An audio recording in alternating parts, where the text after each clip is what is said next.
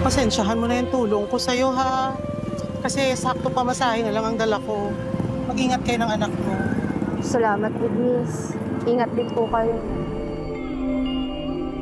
Sir, nahuli namin tumakas sa pilat. Walang ticket. Gusto ata makalibre.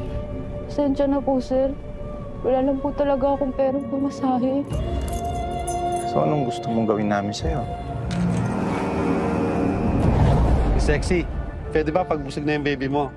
Ako naman maging baby mo. Ano yan? Gugulo ba kayo?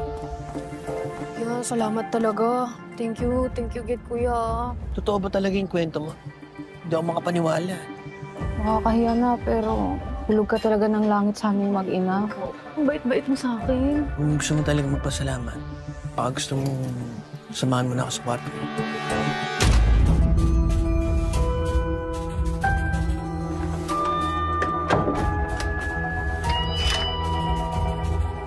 Huwag ka matatakot sa akin, ha?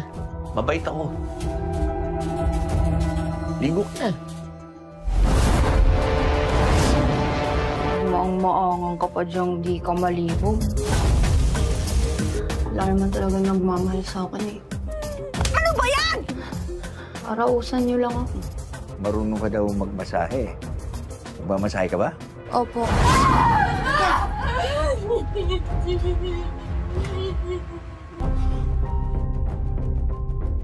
Nauunawaan kita.